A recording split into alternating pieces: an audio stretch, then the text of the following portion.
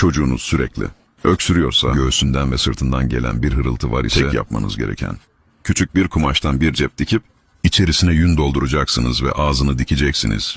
Çocuğunuz uyumadan önce sırtına, göğsüne ve ayak altına kantaron yağı süreceksiniz. Uyunulan keseyi de çocuğunuzun hem sırtına hem de göğsüne bırakacaksınız. Ve sabah bu kesiyi çıkartacaksınız.